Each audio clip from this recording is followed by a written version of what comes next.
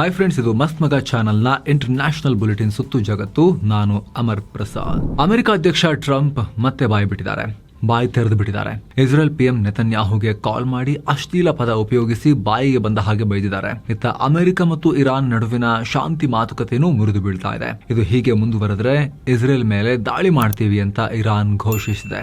ಅತ್ತ ಮೋದಿಯೊಂದಿಗೆ ಮೀಟಿಂಗ್ ಮಾಡಿರೋ ಮ್ಯಾನ್ಮಾರ್ ಅಧ್ಯಕ್ಷ ದೊಡ್ಡ ಹೇಳಿಕೆ ಕೊಟ್ಟಿದ್ದಾರೆ. ಯುಕ್ರೇನ್ ಮೇಲೆ ರಷ್ಯಾದ ದಾಳಿ ಕೂಡ ಮುಂದುವರೆದಿದೆ. ಎಲ್ಲವನ್ನ ಒನ್ ಬೈ ಒನ್ ನೋಡ್ತಾ ಹೋಗೋಣ. ಮೊದಲು ಎಲ್ಲಕ್ಕೂ ಮುನ್ನ ಪಹಲ್ಗಾಮ್ ಉಗ್ರ ದಾಳಿಯ ತನಿಖೆಯಲ್ಲಿ ಆಗಿರೋ ಸ್ಫೋಟಕ ಬೆಳವಣಿಗೆಯನ್ನು ನಿಮಗೆ ವಿವರಿಸಿ ಹೇಳ್ತೀವಿ. ಪಹಲ್ಗಾಮ್ ಉಗ್ರ ದಾಳಿ ತನಿಖೆಗೆ ಹೊಸ ತಿರುವು ಸಿಕ್ಕಿದೆ. ಈ ದಾಳಿಯ ಹಿಂದೆ ಹಮಸ್ ಉಗ್ರ ಸಂಘಟನೆಯ ಕೈವಾಡ ಇದೆಯಾ ಅನ್ನೋ ಬಗ್ಗೆ ತನಿಖೆ ಶುರುವಾಗಿದೆ. ಎನ್ಐಎ ತನ್ನ ಚಾರ್ಜ್ ಶೀಟ್ ನಲ್ಲಿ ಈ ಬಗ್ಗೆ ಉಲ್ಲೇಖ ಮಾಡಿದೆ. ದಾಳಿ ಮಾಡಿರೋ TRF ಸಂಘಟನೆಗೆ ಆಲ್ರೆಡಿ ಲಷ್ಕರ್ ಜೊತೆಗೆ ಲಿಂಕ್ ಇದೆ. ಉಳಿದಂತೆ JEM, AQ ಉಗ್ರ ಸಂಘಟನೆಯೊಂದಿಗೂ ಇವರು ನಂಟನ್ನ ಹೊಂದಿದ್ದಾರೆ. ಆದ್ರೆ ಈಗ ಹಮಸ್ ಸಂಘಟನೆಗಳೊಂದಿಗೂ ಲಿಂಕ್ ಇರೋ ಅನುಮಾನ ವ್ಯಕ್ತ ಆಗಿದೆ. ಹೀಗಾಗಿ ಹಮಸ್ ಆಂಗಲ್ ನಲ್ಲಿ ತನಿಖೆ ನಡೀತಾ ಇದೆ. ಇದೇ ಮೊದಲ ಬಾರಿಗೆ ಪಾಕಿಸ್ತಾನ ಮೂಲದ ಉಗ್ರರ ಕೇಸ್ನಲ್ಲಿ ಭಾರತ ನೇರವಾಗಿ ಹಮಸ್ ಹೆಸರನ್ನ ಬಳಸಿದೆ. ಇಲ್ಲಿ NIA ಇವರ ಹೆಸರನ್ನ ತರೋಕೆ ಬಲವಾದ ಕಾರಣ ಇದೆ. ಪಹಲ್ಗಾಮ್ ದಾಳಿಗೂ ಜಸ್ಟ್ 2 ತಿಂಗಳು ಮುಂಚೆ ಹಮಸ್ ನಾಯಕರು ಮತ್ತು ಲಷ್ಕರ್ ಸಂಘಟನೆಗಳ ಉಗ್ರರು ಪಾಕಿಸ್ತಾನದಲ್ಲಿ ಮೀಟಿಂಗ್ ಮಾಡಿದ್ರು. ಪಾಕಿಸ್ತಾನದ ಗುಜ್ರನ್ ವಾಲಾದಲ್ಲಿ ಕಾರ್ಯಕ್ರಮ ನಡೆಸಿ ಹಮಸ್ನ ಕಮಾಂಡರ್ ನಾಜಿ ಜಹೀರ್ ಮತ್ತು ಲಷ್ಕರ್ ಕಮಾಂಡರ್ ರಶೀದ್ ಅಲಿ ಸಂಧು ಒಂದೇ ಸ್ಟೇಜ್ ಮೇಲೆ ಕಾಣಿಸಿಕೊಂಡಿದ್ರು. ಹಾಗೆ ಪಹಲ್ಗಾಮ್ ದಾಳಿಗೂ ಅಕ್ಟೋಬರ್ 7ನೇ ತಾರೀಕು ಇಸ್ರೇಲ್ ಮೇಲೆ ಹಮಸ್ ಮಾಡಿದ ದಾಳಿಯ ಸ್ಟೈಲ್ಗೂ ಸಾಕಷ್ಟು ಹೋಲಿಕೆ ಇತ್ತು. ಹಮಸ್ ತರವೇ ಪಾಕ್ ಉಗ್ರರು ಕೂಡ ಹೆಲ್ಮೆಟ್ ಕ್ಯಾಮೆರಾ ಹಾಕೊಂಡಿದ್ರು. ID ಕಾರ್ಡ್ ಚೆಕ್ ಮಾಡಿ ನಾನ್ ಮುಸ್ಲಿಂ ಟೂರಿಸ್ಟ್ ಗಳನ್ನ ಟಾರ್ಗೆಟ್ ಮಾಡಿದ್ರು. ಜೊತೆಗೆ ಹಮಸ್ಗಳು ಕಮಾಂಡೋ ಸ್ಟೈಲ್ ಅಲ್ಲಿ ಆಪರೇಟ್ ಮಾಡ್ತಾರೆ. ಅಂದ್ರೆ ಇವರು ಜೈಷ್ ತರ IS ತರ ತಮ್ಮನ್ನು ತಾವು ಸ್ಫೋಟ ಮಾಡ್ಕೊಳ್ಳಲ್ಲ, ಬದಲಿಗೆ ಬಂದೂಕು ಹಿಡ್ಕೊಂಡು ದಾಳಿ ಮಾಡ್ತಾರೆ. ಲಷ್ಕರ್ ಕೂಡ ಇದೇ ಮಾದರಿಯಲ್ಲಿ ದಾಳಿ ಮಾಡುತ್ತೆ. ಮುಂಬೈ ದಾಳಿಯಲ್ಲೂ ಇದೇ ರೀತಿ ದಾಳಿ ಮಾಡಿದ್ದನ್ನ ಗಮನಿಸಿರಬಹುದು ನೀವು. ಹೀಗಾಗಿ NIA ಹೊಸ ಆಂಗಲ್ ನಲ್ಲೂ ತನಿಖೆ ಜೋರು ಮಾಡಿದೆ. ಹಾಗೆ ನೋಡಿದ್ರೆ ನಮ್ಮ army chief general Upendra Dwivedi ಕೂಡ ಲಷ್ಕರ್ TRF ಉಗ್ರರೊಂದಿಗೆ ಹಮಸ್ ಹೆಸರನ್ನ ಕೂಡ ಸೇರಿಸಿ ಕಳವಳ ವ್ಯಕ್ತಪಡಿಸಿದ್ರು. ಅಲ್ಲದೆ ಪಹಲ್ಗಾಮ್ ದಾಳಿ ನಂತರ ಕೂಡ ಹಮಸ್ ಜೊತೆಗೆ ಪಾಕಿಸ್ತಾನದ ಉಗ್ರರ ಸಂಪರ್ಕ ಹೆಚ್ಚಾಗಿರೋದನ್ನ ನಮ್ಮ ಭದ್ರತಾ ಪಡೆಗಳು ಅಬ್ಸರ್ವ್ ಮಾಡಿವೆ. ಹರಿಯಾಣದಲ್ಲಿ ಸಿಕ್ಕಿಬಿದ್ದ ಜಾಸೀರ್ ಅನ್ನೋ ಉಗ್ರ ಹಮಸ್ ಸ್ಟೈಲ್ ನಲ್ಲೇ ಡ್ರೋನ್ಗಳಿಗೆ ಕ್ಯಾಮೆರಾ ಹಾಗೂ ರಾಕೆಟ್ ಫಿಕ್ಸ್ ಮಾಡಿ ದಾಳಿ ಮಾಡೋಕೆ ಪ್ಲಾನ್ ಮಾಡಿದ್ದ. ಹೀಗಾಗಿ ಭಾರತದ ವಿರುದ್ಧ ಹಮಸ್ ಕೂಡ ಪರೋಕ್ಷವಾಗಿ ಕೈ ಜೋಡಿಸ್ತಾ ಇದೆಯಾ ಅನ್ನೋ ಶಂಕೆ ಹುಟ್ಕೊಂಡಿದೆ. ಇತ್ತೀಚೆಗೆ ಇಸ್ರೇಲ್ ಹಮಸ್ ಅನ್ನ ಭಾರತ ಉಗ್ರ ಸಂಘಟನೆ ಅಂತ ಹೇಳಿ ಗುರುತಿಸಬೇಕು ಅನ್ನೋ ಆಗ್ರಹ ಮಾಡಿತ್ತು. ಅದರ ಬೆನ್ನಲ್ಲಿ ಈ ಬೆಳವಣಿಗೆ ಆಗ್ತಾ ಇದೆ. ಏನೋ ಮಿಡಲ್ ಈಸ್ಟ್ ಶಾಂತಿ ಒಪ್ಪಂದಕ್ಕೆ ಪ್ರಯತ್ನ ನಡೀತಾ ಇರೋ ಹೊತ್ತಲ್ಲಿ ಅಮೆರಿಕ ಅಧ್ಯಕ್ಷ ಟ್ರಂಪ್ ಇಸ್ರೇಲ್ ಪ್ರಧಾನಿ ನೆತನ್ಯಾಹು ವಿರುದ್ಧ ತಿರುಗಿ ಬಿದ್ದಿದ್ದಾರೆ. ಲೆಬನಾನ್ ನಲ್ಲಿ ಇಸ್ರೇಲ್ ತನ್ನ ಸೇನಾ ಕಾರ್ಯಾಚರಣೆ ಹೆಚ್ಚಿಸಿರೋದಕ್ಕೆ ಟ್ರಂಪ್ ಬಾಯಿಗೆ ಬಂದ ಹಾಗೆ ಬೈದಿದ್ದಾರೆ. ಅಮೆರಿಕನ್ ಮಾಧ್ಯಮಗಳು ಇದನ್ನ ರಿಪೋರ್ಟ್ ಮಾಡಿವೆ. ಟ್ರಂಪ್ ಮತ್ತು ನೆತನ್ಯಾಹು ಫೋನ್ ಕಾಲ್ ನಲ್ಲಿ ಮಾತಾಡ್ತಾ ಇದ್ರು. ಆಗ ಟ್ರಂಪ್, ನಿಮಗೆ ನಿಜವಾಗ್ಲೂ ಕೂಡ ಹುಚ್ಚು ಹಿಡಿದಿದೆ, ನೀವು ಮಾಡ್ತಿರೋದಾದ್ರೂ ಏನು, what the are you doing, ನಾನಿಲ್ಲ ಅಂದಿದ್ರೆ ನೀವು ಇಷ್ಟೊತ್ತಿಗೆ ಜೈಲಲ್ಲಿ ಇರ್ತಾ ಇದ್ರಿ ನೆತನ್ಯಾಹು, ನಿಮ್ಮನ್ನ ನಾವೇ ಕಾಪಾಡಿರೋದು ಅಂತ ಟ್ರಂಪ್ ತುಂಬಾ ಬೀಪ್ ಶಬ್ದಗಳನ್ನ ಬಳಸಿ ಬೈದಿದ್ದಾರೆ. ಏನೋ ಇದರ ಜೊತೆಗೆ ಟ್ರಂಪ್ ಈಗ ಇಡೀ ಜಗತ್ತು ನಿಮ್ಮನ್ನ ದ್ವೇಷ ಮಾಡ್ತಾ ಇದೆ, ಇದೇ ಕಾರಣಕ್ಕೆ ಎಲ್ರಿಗೂ ಇಸ್ರೇಲ್ನ ಕಂಡ್ರೆ ಆಗಲ್ಲ ಅಂತ ಕಿಡಿಕಾರಿದ್ದಾರೆ. ಅಲ್ಲದೆ ನೆತನ್ಯಾಹು ಇಸ್ರೇಲ್ ಅನ್ನ ಒಬ್ಬಂಟಿಯಾಗಿ ಮಾಡ್ತಿದ್ದಾರೆ. ಇರಾನ್ ಜೊತೆ ಡೀಲ್ ಮಾಡ್ಕೊಳ್ಳೋಕೆ ಅಮೆರಿಕ ನಡೆಸ್ತಿರೋ ಮಾತುಕತೆಗೆ ಸಪೋರ್ಟೇ ಮಾಡ್ತಾ ಇಲ್ಲ, ತೊಂದರೆ ಕೊಡ್ತಾ ಇದ್ದಾರೆ ನೆತನ್ಯಾಹು ಅಂತ ಟ್ರಂಪ್ ಆರೋಪ ಮಾಡಿದ್ದಾರೆ. ಅಂದಹಾಗೆ ಲೆಬನಾನ್ನ ಬೆರೂತ್ ನಲ್ಲಿರೋ ಡಾಹಿಯೆ ಅನ್ನೋ ಕಡೆ ದಾಳಿ ಮಾಡೋಕೆ ನೆತನ್ಯಾಹು ಮತ್ತು ರಕ್ಷಣಾ ಸಚಿವ ಇಸ್ರೇಲ್ ಕಾರ್ಡ್ಸ್ ಸೋಮವಾರ ಆರ್ಡರ್ ಕೊಟ್ರು. ಇದರಿಂದ ಕದನ ವಿರಾಮದ ನಡುವೆನೆ ಲೆಬನಾನ್ ನಲ್ಲಿ ಇಸ್ರೇಲ್ ಕಾರ್ಯಾಚರಣೆ ಮತ್ತಷ್ಟು ತೀವ್ರ ಆಯಿತು. ಇದಕ್ಕೆ ಇಸ್ರೇಲ್ ಇದೇ ರೀತಿ ಲೆಬನಾನ್ ಮೇಲೆ ದಾಳಿಯನ್ನ ಮುಂದುವರಿಸಿದ್ರೆ ಅಮೆರಿಕ ಜೊತೆಗಿನ ಮಾತುಕತೆಗೆ ಅಡ್ಡಿಯಾಗತ್ತೆ. ಮಾತುಕತೆ ಸಕ್ಸಸ್ ಆಗಬೇಕು ಅಂದ್ರೆ ಇಸ್ರೇಲ್ ದಾಳಿ ನಿಲ್ಲಿಸೋದು ತುಂಬಾ ಇಂಪಾರ್ಟೆಂಟ್ ಅಂತ ಹೇಳಿತ್ತು. ಅದರ ಬೆನ್ನಲ್ಲೇ ಟ್ರಂಪ್ ನೆತನ್ಯಾಹು ವಿರುದ್ಧ ತಿರುಗಿ ಬಿದ್ದಿದ್ದಾರೆ. ಏನು ಫೋನ್ ಕಾಲ್ ಬಗ್ಗೆ ಪೋಸ್ಟ್ ಹಾಕಿರೋ ಟ್ರಂಪ್, ಬಿಬಿ ನೆತನ್ಯಾಹು ಒಟ್ಟಿಗೆ ಬಹಳ ಒಳ್ಳೆ ಮಾತುಕತೆಯಾಗಿದೆ, ಬೆರೂತ್ಗೆ ಇಸ್ರೇಲ್ ಸೇನೆ ಹೋಗಲ್ಲ ಅಂತ ಹೇಳಿದ್ದಾರೆ. ಅತ್ತ ಇರಾನ್ ಪಾರ್ಲಿಮೆಂಟ್ ಸ್ಪೀಕರ್ ಮೊಹಮ್ಮದ್ ಬಗೇರ್ ಘಾಲಿಬಾಫ್ ಕೂಡ ಇಸ್ರೇಲ್ಗೆ ಎಚ್ಚರಿಕೆ ಕೊಟ್ಟಿದ್ದಾರೆ. ಕಳೆದ 2 ದಿನಗಳಿಂದ ಇಸ್ರೇಲ್ ದಾಳಿ ನಿಲ್ಲಿಸೋಕೆ ನಾವು ಎಲ್ಲಾ ರೀತಿಯ ರಾಜತಾಂತ್ರಿಕ ಪ್ರಯತ್ನಗಳನ್ನ ಮಾಡಿದ್ವಿ, ಆದ್ರೆ ಇಸ್ರೇಲ್ ಸುಮ್ಮನಾಗ್ತಾ ಇಲ್ಲ. ಇಸ್ರೇಲ್ ಹಿಂಗೆ ಕಂಟಿನ್ಯೂ ಮಾಡಿದ್ರೆ ನಾವು ಎಲ್ಲಾ ಮಾತುಕತೆ ನಿಲ್ಲಿಸ್ತೀವಿ, ಇಸ್ರೇಲ್ ವಿರುದ್ಧ ಪ್ರತಿಕಾರ ಹೇಳ್ತೀವಿ ಅಂತ ಘಾಲಿಬಾಫ್ ಲೆಬನಾನ್ ಪಾರ್ಲಿಮೆಂಟ್ ಸ್ಪೀಕರ್ ನಬಿ ಬೆರ್ರಿಗೆ ಹೇಳಿದ್ದಾರೆ. ಜೊತೆಗೆ ಇರಾನ್ ಅಮೆರಿಕ ನಡುವೆ ಯಾವುದೇ ಒಪ್ಪಂದ ಆದ್ರೂ ಲೆಬನಾನ್ ಸೇರಿ ಎಲ್ಲಾ ಕಡೆ ಯುದ್ಧ ನಿಲ್ಲಬೇಕು, ಇಲ್ಲಾಂದ್ರೆ ನಾವು ಸುಮ್ಮನಿರಲ್ಲ ಅಂತ. ಇರಾನ್ ವಿದೇಶಾಂಗ ಸಚಿವ ಅಬ್ಬಾಸ್ ಅರಾಕ್ಚಿ ಕೂಡ ಮಾತನಾಡಿದ್ದಾರೆ. ಇರಾನ್ ವಿರುದ್ಧ ಸೀಸ್ ಫೈರ್ ಉಲ್ಲಂಘನೆಗೆ ಅಮೆರಿಕ ಕಾರಣ, ಹಾಗೆ ಲೆಬನಾನ್ ವಿರುದ್ಧ ಇಸ್ರೇಲ್ ಮಾಡಿರೋ ಕದನ ವಿರಾಮ ಉಲ್ಲಂಘನೆಗೂ ಅಮೆರಿಕನೇ ಕಾರಣ ಅನ್ನೋ ಸ್ಟೇಟ್ಮೆಂಟ್ ಕೊಟ್ಟಿದ್ದಾರೆ. ಏನು ಸ್ನೇಹಿತರೆ, ಮಧುರೈ, ಕನ್ಯಾಕುಮಾರಿ, ಅನಂತ ಪದ್ಮನಾಭ ಸ್ವಾಮಿ, ರಾಮೇಶ್ವರಂ ಸೇರಿ ಈ ಎಲ್ಲಾ ಕ್ಷೇತ್ರಗಳಿಗೆ ಪ್ರವಾಸ ಇದೆ. ಎಲ್ಲವನ್ನ ಒಳಗೊಂಡ ಪ್ಯಾಕೇಜ್. ಇದು ನಿಮ್ಗೆ ಯಾವುದೇ ಎಕ್ಸ್ಟ್ರಾ ಖರ್ಚು ಇರೋದಿಲ್ಲ. ಕನ್ನಡ ಟೂರ್ ಮ್ಯಾನೇಜರ್ ನಿಮ್ಮೊಂದಿಗೆ ಥ್ರೂ ಔಟ್ ಇರ್ತಾರೆ, ಕರ್ಕೊಂಡು ಹೋಗಿ ವಾಪಸ್ ಕರ್ಕೊಂಡ್ಬಂದು ತಲುಪಿಸ್ತಾರೆ. ಆಸಕ್ತರು ಕಾಲ್ ಮಾಡಿ ಬುಕ್ ಮಾಡ್ಕೊಂಡು ಹೋಗಿ ಬರ್ಬೋದು. ಇನ್ನು ಅಮೆರಿಕ ಈಗ ತನ್ನ ಡ್ರೋನ್ ಸಾಮರ್ಥ್ಯವನ್ನ ಹೆಚ್ಚು ಮಾಡೋ ಕಡೆಗೆ ಫೋಕಸ್ ಮಾಡ್ತಿದೆ. ಅದಕ್ಕಾಗಿ ಅಮೆರಿಕದ ರಕ್ಷಣಾ ಇಲಾಖೆ ಪೆಂಟಗನ್ ಲಕ್ಷಾಂತರ ಚೀಪ್ ಕಾಂಬ್ಯಾಟ್ ಡ್ರೋನ್ಗಳ ನಿರ್ಮಾಣಕ್ಕೆ ಪ್ಲಾನ್ ಮಾಡ್ತಾ ಇದೆ. ಬರೋಬ್ಬರಿ $54.6 ಬಿಲಿಯನ್ ಅಂದರೆ ಸುಮಾರು 5.1 ಲಕ್ಷ ಕೋಟಿ ರೂಪಾಯಿ ಹಣ ಸುರಿಯೋಕೆ ಮುಂದಾಗಿದೆ.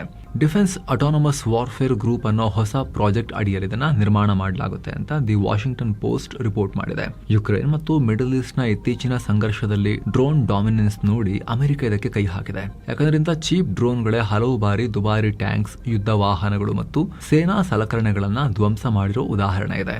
ಇನ್ನು ಈ ಡ್ರೋನ್ ನಿರ್ಮಾಣಕ್ಕೆ ಪೆಂಟಗನ್ ಈ ಹಿಂದಿನ ತರ ಬಿಗ್ ಡಿಫೆನ್ಸ್ ಕಂಪನಿಗಳಾದ ಲಾಕ್ಹೀಡ್, ಬೋಯಿಂಗ್ ಮೇಲೆ ಡಿಪೆಂಡ್ ಆಗ್ತಾ ಇಲ್ಲ.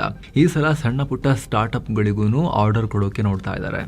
ಆರಂಭದಲ್ಲಿ ಜಸ್ಟ್ $1.1 ಬಿಲಿಯನ್ ಕಾಂಟ್ರಾಕ್ಟ್ ಕೊಡೋ ಪ್ಲಾನ್ ಇದೆ. ಯಾಕೆ ಹೇಳಿ, ಅರ್ಜೆಂಟ್ ಆಗಿರೋ ಡ್ರೋನ್ಸ್ ಬೇಕು. ಎಷ್ಟು ಗೊತ್ತಾ, ಎಷ್ಟು ಡ್ರೋನ್ಸ್ ಮಾಡಕ್ ಕೊಟ್ಟಿದ್ದಾರೆ ಗೊತ್ತಾ? 3 ಲಕ್ಷ ಡ್ರೋನ್ಗಳನ್ನ ಮಾಡಬೇಕು. ಒಂದು ಡ್ರೋನ್ ಬೆಲೆ ಜಸ್ಟ್ $5,000 ಅಂದ್ರೆ $4.7 ಲಕ್ಷ ರೂಪಾಯಿ ಇರುತ್ತಷ್ಟೇ. ಇದಾದ್ಮೇಲೆ ಕಂಪ್ಲೀಟ್ ಆಗಿ $54 ಬಿಲಿಯನ್ ಅನ್ನ ಇನ್ವೆಸ್ಟ್ ಮಾಡಲಾಗುತ್ತೆ ಅಂತ ರಿಪೋರ್ಟ್ ಬರ್ತಾ ಇದೆ.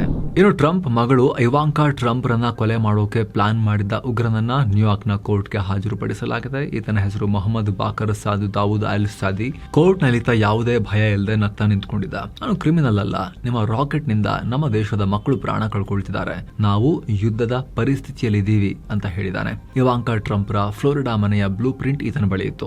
ಟ್ರಂಪ್ ನಮ್ಮ ಮನೆಗಳನ್ನ ಸುಟ್ಟ ಹಾಗೆ ಅವರ ಮನೆಯನ್ನ ಕೂಡ ಸುಡ್ತೀವಿ ಅಂತ ಈತ ಹೇಳಿದ. ಕತೈಬ್ ಹಿಜ್ಬುಲ್ಲಾ ಹಾಗೂ ಇರಾನ್ನ IRGC ಯೊಂದಿಗೆ ಕೆಲಸ ಮಾಡ್ತಾ ಇದ್ದ.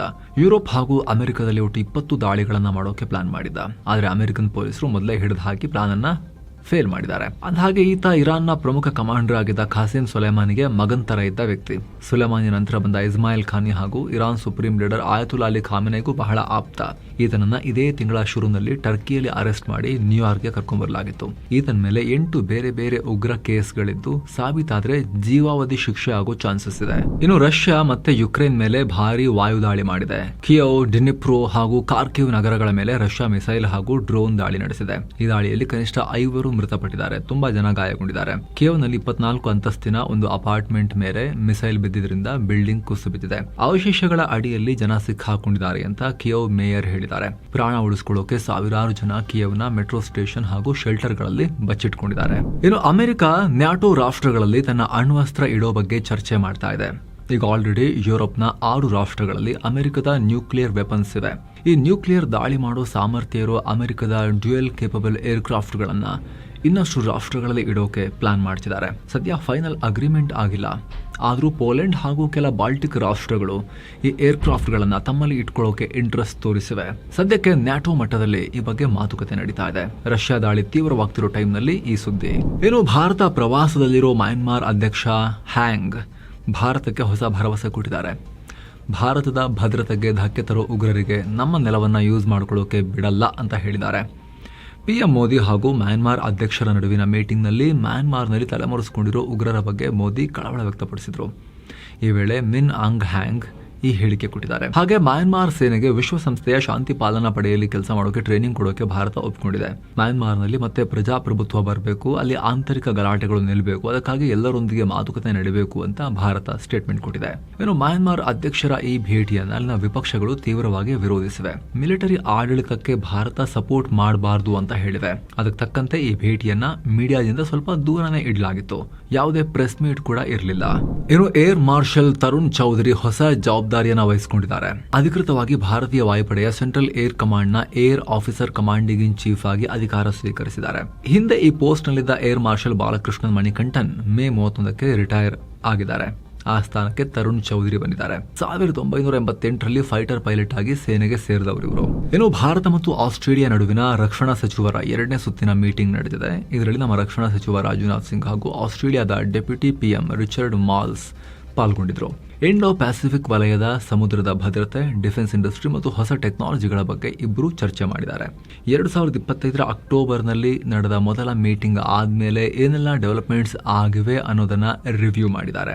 ಇನ್ಫಾರ್ಮೇಶನ್ ಶೇರಿಂಗ್, ಗಾಳಿಯಲ್ಲೇ ಫ್ಲೈಟ್ಗಳಿಗೆ ಫ್ಯೂಲ್ ಹಾಕೋದು ಹಾಗೂ ಮಿಲಿಟರಿ ಎಕ್ಸರ್ಸೈಸ್ಗಳಲ್ಲಿ ಇಂಪ್ರೂವ್ ಆಗಿದ್ದೇವೆ. ಇದು ನಮ್ಮ ಸಂಬಂಧದ ಹೈಲೈಟ್ಸ್ ಅಂತ ಆಸ್ಟ್ರೇಲಿಯಾ ಉಪ ಪ್ರಧಾನಿ ಹೇಳಿದ್ದಾರೆ. ಇನ್ನು ಕ್ರೂಡ್ ಆಯಿಲ್, ಕಚ್ಚಾ ತೈಲ ವಿಚಾರಕ್ಕೆ ಬಂದ್ರೆ ಸುತ್ತು ಜಗತ್ತು ರೆಕಾರ್ಡ್ ಆಗೋ ಟೈಮ್ನಲ್ಲಿ ಪರ್ ಬ್ಯಾರೆಲ್ಗೆ $94 ಆಸುಪಾಸಲ್ಲಿತ್ತು. ಇನ್ನು ಭಾರತೀಯ ಏರ್ಲೈನ್ ಕಂಪನಿಗಳಿಗೆ ಈಗ ಸ್ವಲ್ಪ ರಿಲೀಫ್ ಸಿಕ್ಕಿದೆ. ಇಂಟರ್ನ್ಯಾಷನಲ್ ಫ್ಲೈಟ್ಗಳ ಜೆಟ್ ಫ್ಯೂಲ್ ದರವನ್ನು 27% ಕಮ್ಮಿ ಮಾಡಲಾಗಿದೆ. ಪ್ರತಿ ಕಿಲೋ ಲೀಟರ್ಗೆ ಸುಮಾರು $400 ಕಮ್ಮಿ ಮಾಡಲಾಗಿದ್ದು ಈಗ ಬೆಲೆ $1,100ಗೆ ಬಂದು ನಿಂತಿದೆ. ಕಳೆದ ಕೆಲವು ತಿಂಗಳಿಂದ ನಿರಂತರವಾಗಿ ಇಂಧನ ದರ ಜಾಸ್ತಿ ಆಗ್ತಾನೆ ಇತ್ತು. ಮೇ ತಿಂಗಳಲ್ಲಿ ಈ ದರ ಪ್ರತಿ ಕಿಲೋ ಲೀಟರ್ಗೆ $1,511ಗೆ ತಲುಪಿತ್ತು. ಈಗ ಡೊಮೆಸ್ಟಿಕ್ ಹಾಗೂ ಇಂಟರ್ನ್ಯಾಷನಲ್ ಫ್ಲೈಟ್ಗಳ ಇಂಧನ ದರ ಆಲ್ಮೋಸ್ಟ್ ಸೇಮ್ ಲೆವೆಲ್ಗೆ ಬಂದಂತಾಗಿದೆ. ಈಗ ಹೊಸದಾಗಿ 27% ಕಮ್ಮಿ ಮಾಡಿರೋದ್ರಿಂದ. ಇನ್ನು ಅಕ್ರಮ ವಲಸಿಗರ ವಿರುದ್ಧ ಅಮೆರಿಕ ಪೊಲೀಸರು ಆಪರೇಷನ್ ಚೆಕ್ ಮೇಟ್ ನಡೆಸಿದ್ದಾರೆ. 52 ಅಕ್ರಮ ವಲಸಿಗರನ್ನ ಬಂಧಿಸಿದ್ದಾರೆ. ಇದರಲ್ಲಿ 36 ಜನ ಟ್ರಕ್ ಓಡಿಸ್ತಾ ಇದ್ರು, 30 ಜನ ಭಾರತೀಯರೇ ಇದ್ದಾರೆ. ಇವರನ್ನೆಲ್ಲ ಶೀಘ್ರ ಭಾರತಕ್ಕೆ ಗಡಿಪಾರು ಮಾಡಲಾಗುತ್ತೆ ಅಂತ ಹೇಳಲಾಗ್ತಿದೆ. ಸೊ ಫ್ರೆಂಡ್ಸ್, ಇದಾಗಿತ್ತು ಇವತ್ತಿನ ಜಗತ್ತಿನ ಸುತ್ತಾಟ. ಕಡೆದಾಗಿ ನಿಮ್ಮಲ್ಲಿ ಒಂದು ರಿಕ್ವೆಸ್ಟ್, ವಿಡಿಯೋ ಕೆಳಗಡೆ ಇರೋ ಜಾಯಿನ್ ಬಟನ್ ಮೂಲಕ ಆಸಕ್ತ ವೀಕ್ಷಕರು ಮಸ್ತ್ ಮಗ ಚಾನಲ್ಗೆ ಮೆಂಬರ್ಸ್ ಆಗಿ ಜಾಯಿನ್ ಆಗಬಹುದು. ಎಲ್ಲ ಮೆಂಬರ್ ಓನ್ಲಿ ಬೆನಿಫಿಟ್ಸ್ ಅನ್ನ ಪಡಿಬಹುದು. ಆಸಕ್ತರು ಚೆಕ್ ಮಾಡಿ. ಮತ್ತೆ ಭೇಟಿ ಆಗ್ತಿರೋಣ ಸ್ನೇಹಿತರೆ. ನಮಸ್ಕಾರ.